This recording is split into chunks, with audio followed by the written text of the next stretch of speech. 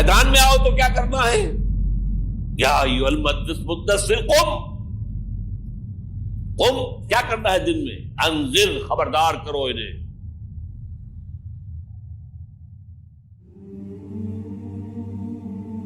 یہ بڑے بھلاوے میں آ گئے ہیں، دنیا نے انہیں ہم سے غافل کر دیا ہے، دنیا کی محبت میں آ کر یہ آخرت سے غافل ہو چکے ہیں۔ انہیں خبردار کیجیے، زندگی یہی زندگی نہیں ہے، مرنے کے بعد اٹھائے جاؤ گے، پورا حساب کتاب ہوگا زندگی بھر کا اعمال کا، اور اس کے بعد جزا ہوگی یا سزا ہوگی۔ وَإِنَّهَا لَجَنَّةٌ أَبَدًا أَوْ لَنَارٌ أَبَدًا۔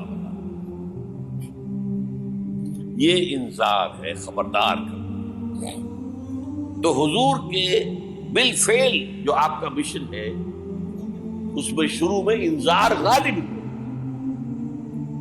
وہ تو اب تک کچھ لوگوں نے تسلیم کیا، کچھ لوگ ایمان لائے، کچھ لوگ قریب آئے، کچھ تربیت میں سے گزر رہے، انہیں بشارت دے دیتا، تمہارے لیے بشارت ہے، سلام علیکم۔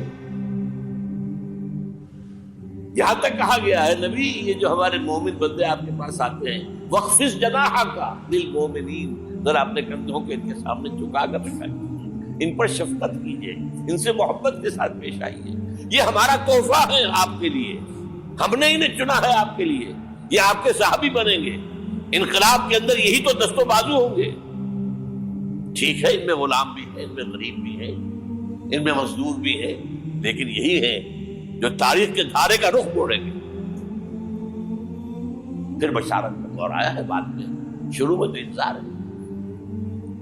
یا میرا جی چاہ رہا میں آپ کو حضور کا ایک خطبہ اور سنا دوں انذار ہی کے حوالے سے۔ جب آیت آئی کہ اب انذر عشیرتک الاقربین،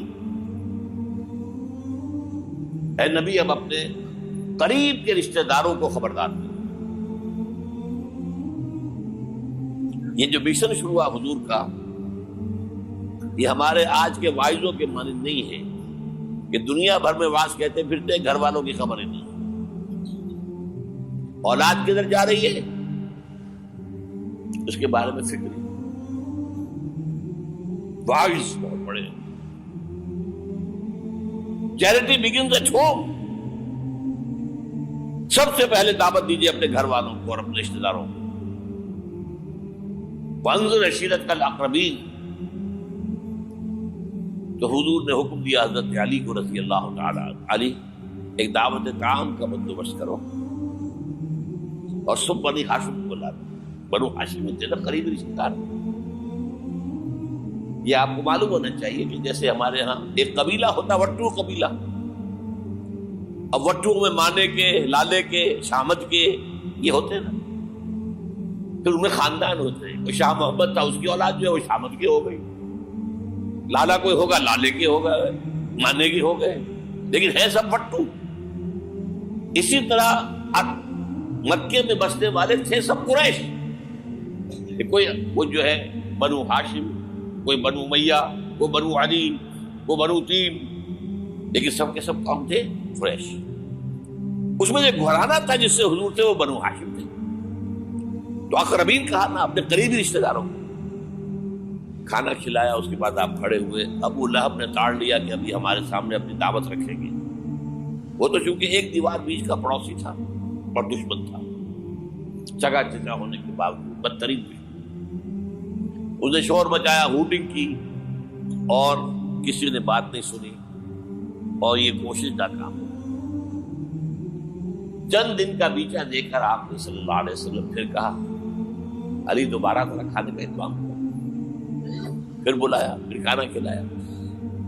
میں کہا کرتا ہوں کہ اب کچھ شرف آ گئی ہوگی کہ 2 دفعہ روٹی کھا لی ہے، تو کم سے کم ان کی بات تو سن لو۔ یہ خطبہ جو دیا ہے حضور نے صلی اللہ علیہ وسلم، عظیم ترین خطبہ، جامع ترین خطبہ، لیکن مجھے عجیب ہے، یہ محسوس ہوتا ہے کہ ہمارے ہاں احادیث کی کتب میں میرے علم کی حد تک یہ موجود نہیں ہے۔ مجھے یہ خطبہ ملا ہے نہج البلاغہ سے،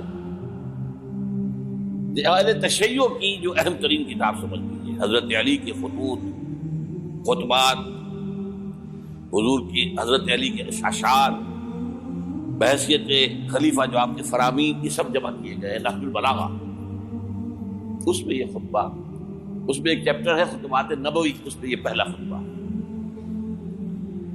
ایک ایک لفظ جو ہے حکمت کا موتی ہے۔ آپ کھڑے ہوئے، ان الرائد لا یکذب اہلہ،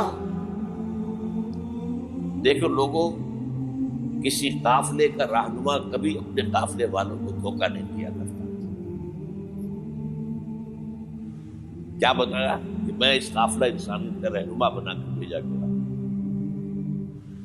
واللہ لو کذبت الناس جميعا ما کذبتکم ولو غررت الناس جميعا ما غررتکم، خدا کی قسم میں پوری دنیا سے جھوٹ بول سکتا بالفرض تو تم سے تو کبھی نہ بولتا۔ You are my kith and kin, اور اگر میں پوری دنیا کو دھوکہ دے سکتا بالفرض تو تمہیں تو کبھی نہ دیتا۔ یہ تمہید ہو گئی 3 جملے۔ چوتھے جملے میں ایمان باللہ ایمان بالرسول دونوں آ گئے۔ واللہ الذی لا الہ الا ہو انی لرسول اللہ الیکم خاصۃ والی الناس کافۃ، قسم ہے اس اللہ کی جس کے سوا کوئی الہ نہیں۔ توحید آ گئی، میں اللہ کا رسول ہوں تمہاری طرف خاص طور پر اور پوری دنیا کی طرف عام۔ اب جو جملے آ رہے ہیں وہ سارے انذار آخرت پر ہیں۔ واللہ لتموتن کما تنامون، خدا کی قسم تم سب پر موت آئے گی جیسے کہ روزانہ رات کو سو جاتے ہیں۔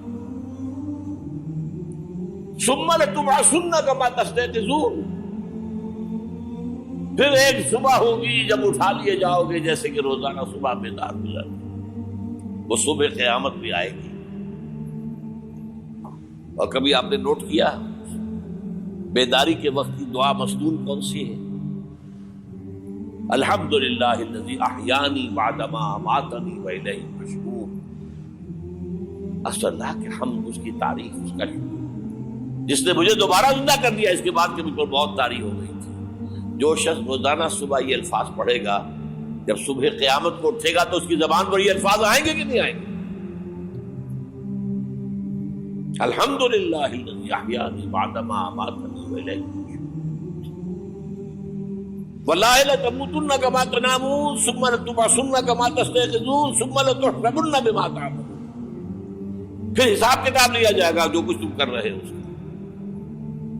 ثم لتجزون، پھر لازماً جزا دی جائے گی، بالاحسان احسانا وبالسوء سوءا، اچھائی کا اچھا بدلہ، برائی کی بری سزا۔ وَإِنَّهَا لَجَنَّةٌ وَبَدَا أَوْ لَنَارٌ وَبَدَا، اور وہ کیا ہے؟ یا ہمیشہ ہمیشہ کے لیے جنت اور یا ہمیشہ ہمیشہ کے لیے آگ۔ اللہ اس سے ہمیں بچائے۔